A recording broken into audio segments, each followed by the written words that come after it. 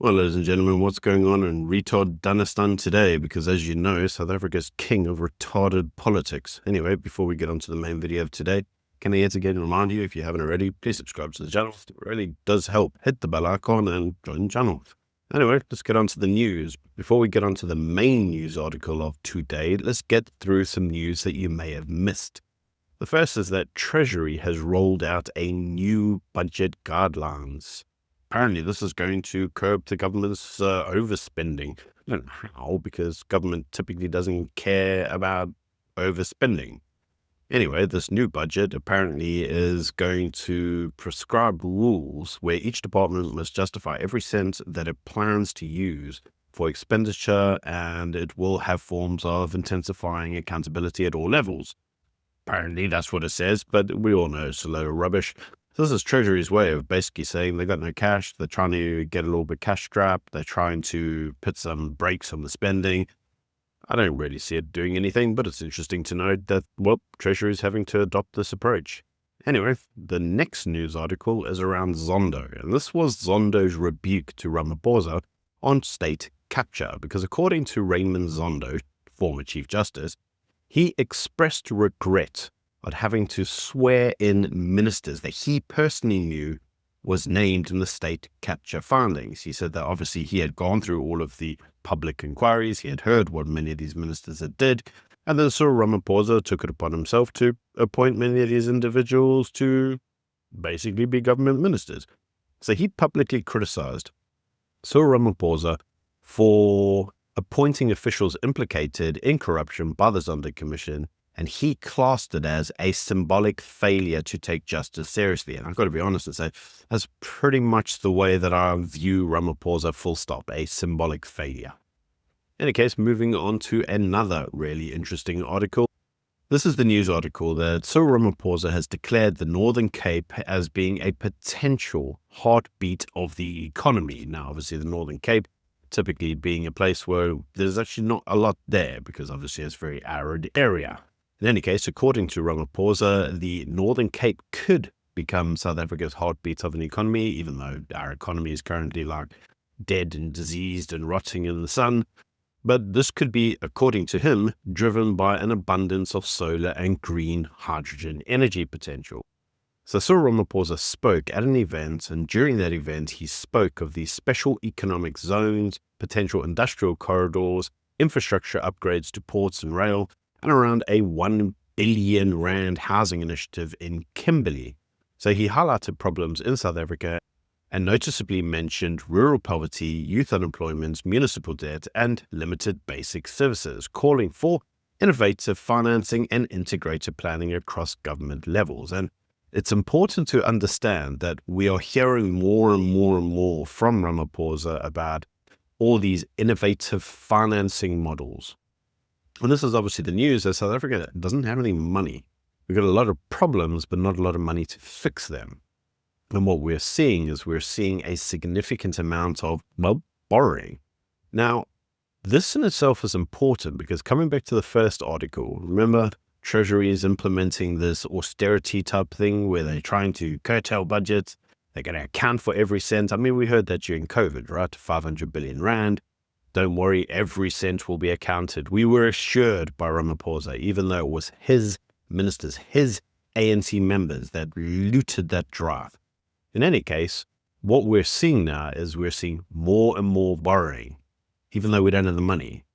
So one really wonders what's going on here. Now, the next thing you're going to hear is that obviously Ramaphosa is going to say repaying your debt is like colonial and racist, which we've recently seen. So where this ends, nobody knows.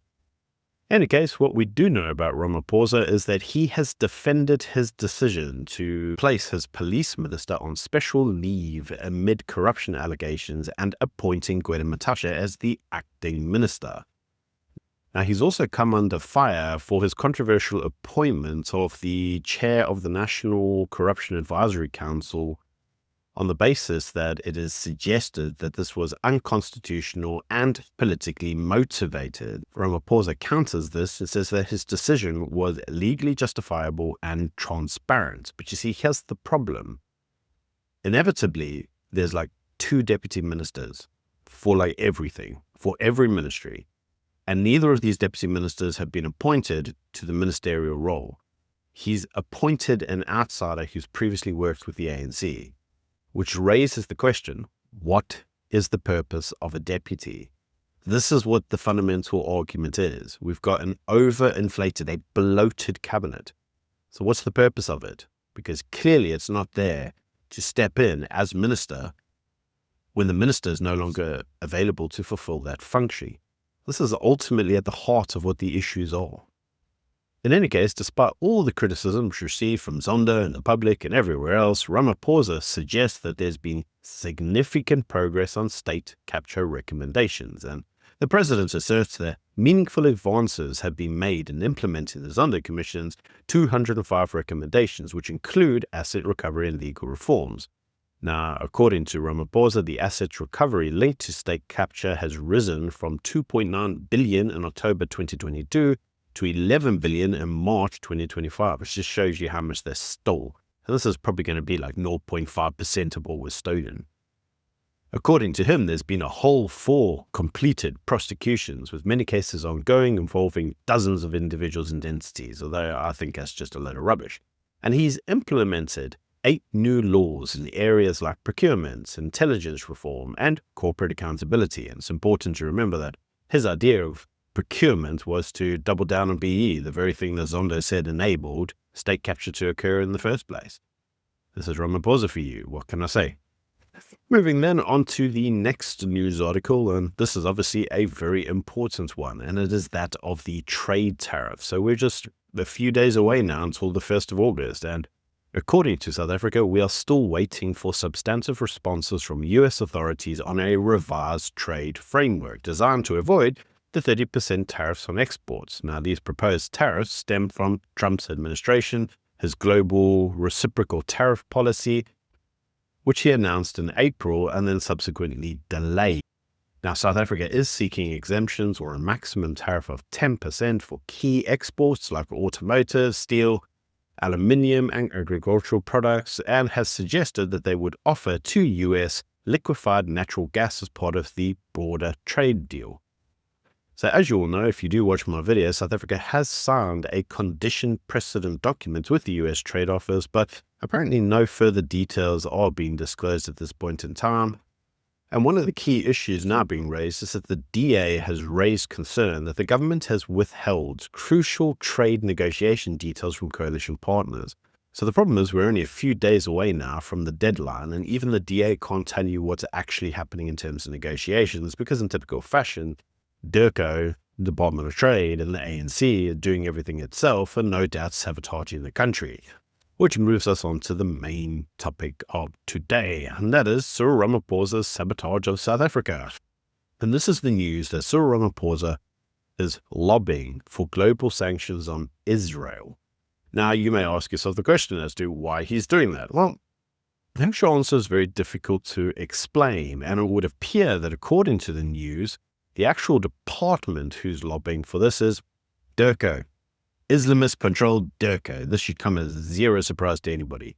So what actually happened? Well, between July 15th and 16th, a summit occurred under the Hague Group banner, which featured 32 countries, which called for coordinated legal and economic actions against Israel over the Gaza conflict.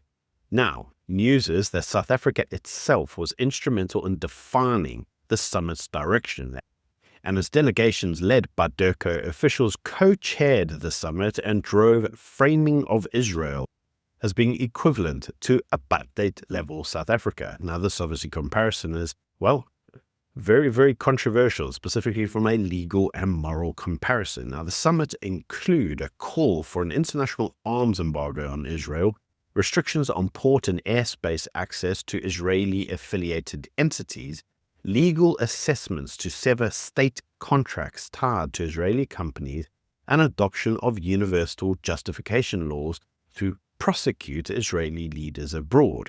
Now, only 12 of the 32 attending countries signed, including South Africa, Colombia, Bolivia, Malaysia, and Namibia, which underscores a limited coalition agreeing to legal isolation tactics against Israel. And this has led some individuals now to raise the following questions, and that is, why is South Africa doing this specifically? As you know, we have very strange relations with the US at the moment. And so one of the key areas that the US has highlighted as being problematic is South Africa's pro-Iran Islamist stance. Now, in typical fashion, it would appear that Cyril Ramaphosa doesn't give a flying monkeys about South Africa itself and only really cares about the ideological bend of his party. And this has led some individuals to allege that the only reason he really does this is because, well, they accepted money from Iran and now they're captured and now they have to go down this route, whether they want to or not. But in any case, one of the things that we do know is that there are potential sanctions looming for ANC officials. And this is, as you will know, after the US approval of the South African Bilateral Relations Review Act of 2025. Now, if you've watched my videos, you'll know that this legislation would review the US/SA trade ties and potentially impose targeted sanctions under the Global Magnitsky Act on ANC and senior government officials accused of enabling anti-Semitism or aligning with terrorist states like Hamas or Iran. And there's so many of those individuals to choose from at this point in time. But in any case, you will know that the US has criticized South Africa's 2003 genocide case at the International Court of Justice and has frequently raised diplomatic alignments with China, Russia, Iran, and Hamas as being hostile, or at least being portraying hostility to US interests. Now, you will know that if this act is passed and if sanctions are applied, what it will actually amount to is travel bans, frozen assets, and restrictions on business dealings. But you see, one of the biggest blows to the ANC will actually be the change of approach to them, because as you will know, many of the ANC leaders benefited substantially from global sanctions during apartheid, and those individuals are now going to become targets of sanctions themselves. But this will make life in South Africa very difficult for many professional organizations, because many of those companies will now be required underneath international law to strengthen their approach to these individuals given the international sanctions risk. So if this does actually happen, it won't just happen or impact these individuals on a global sphere, it will impact them here at home. Now, the trade union Solidarity has warned Ramaphosa about the possible economic impact and has pushed for urgent actions to mend US ties before the sanctions are passed in the House and the Senate. And they've identified the potential risks of loss of foreign direct investment, disrupted trade, and the escalation of the proposed 30% US tariff on South Africa. Now, Solidarity has proposed 5 remedial steps, such as reaffirming its approach on non-alignment, which we all know is a lie. It's just something South Africa likes to say, but it is very much aligned. It has suggested the appointment of a new US ambassador and the reconsideration of race-based legislation that US lawmakers view as economic red flags. And we all know that Ramaphosa says race-based legislation is the future, because nothing says like end of apartheid by applying apartheid-type policies, but in reverse. In any case, what we can take from all of this is that, yet again, Ramaphosa gives zero stuffs about the country. He really doesn't care how much damage he does, and what he really does care about is his ideological drive with the party itself, and one has to raise the relevant questions. What the freak are the GNU parties all doing about this? Are they fine with this? Because it seems very much like the ANC are still very much in the driver's seat of the economy and the country's foreign policy as a whole, with none of these GNU parties really having any form of impact. Anyway, these are just my views. Do let me know what you think in the comment section below. Until tomorrow, bye.